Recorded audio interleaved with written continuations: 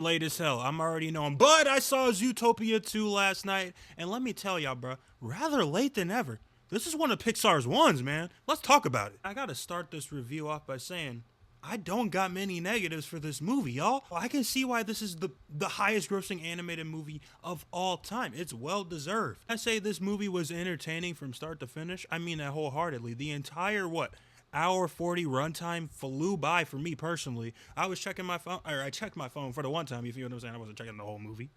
Not the whole movie. I looked and I saw it was already 10:30. I went and saw that John at like 8:15. You gotta remember the trailer start. It probably started about 8:30. I was like, huh, this movie's about to end already. Credit is most definitely due right there. But then I gotta go to the story itself.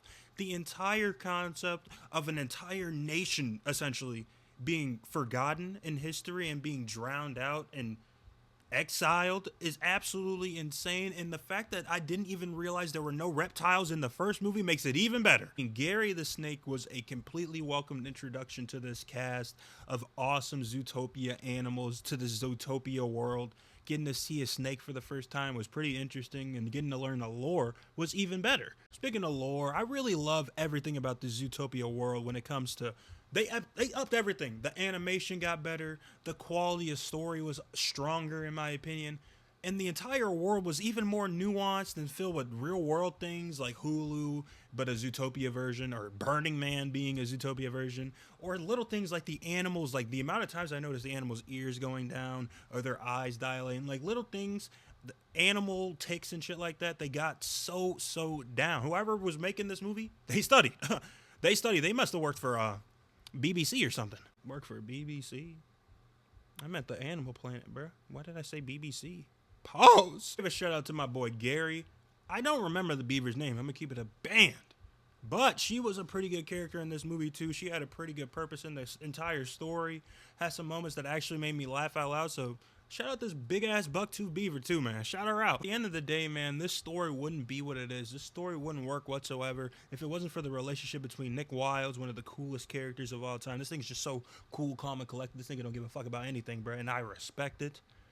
And my girl Judy Hopps, like their connection, their partnership, I'm cool with it not being an actual relationship. You feel what I'm saying? I know some people probably aren't, but me, I'm cool with them just being partners and just being friends and learning to work out their kinks and their relationship issues and their own personal trauma throughout their relationship with each other, their partnership with each other. I think it's pretty cool, and I think this is a pretty awesome story to see them grow and expand that relationship even further. I mean, we're talking about a friendship between a bunny and a orange ass fox. Like, this shit shouldn't work to begin with, but it works extremely well, and it's extremely interesting, and just, it's not only interesting, it's not only working extremely well, but it has a satisfying ending at the end. Yeah, man, big ups to Zootopia 2. This movie killed it. They knocked it out the park. The animation got better. The soundtrack was pretty good too.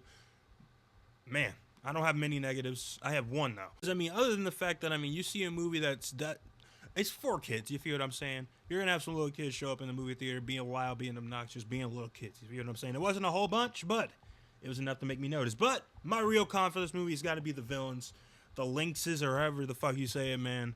They just had no aura. They just didn't do it for me. They were just kind of like one of those run-of-the-mill villains where you're like, bruh, can we get rid of these fools already? More than, oh my gosh, or oh my gosh. Like, they had a nice little twist villain in there too. I won't spoil the twist. It got me a little bit because my guard was dropped already, to be honest. So they got me a tad bit, but other than that, the villains of this movie could have been stronger probably. But other than that, I don't really have any negatives. And I really enjoyed Zootopia 2. I think it deserves all the money it's making. And I am pretty damn hyped for the Zootopia 3 that's already in development, man. If you haven't seen this movie yet, I would go see it in theaters. I think it's worth the admission. I think it's worth the price, especially on a $5 Tuesday. You feel me? But if I were to put this on the ZA ranking, the ZA rating, I'm giving this a 9 out of 10. Go and see this movie in theaters, man, before it's too late. But if you've already seen Zootopia 2, man, let me know what y'all thought about it in the comments down below, because you know we got to talk about it, man. Simple.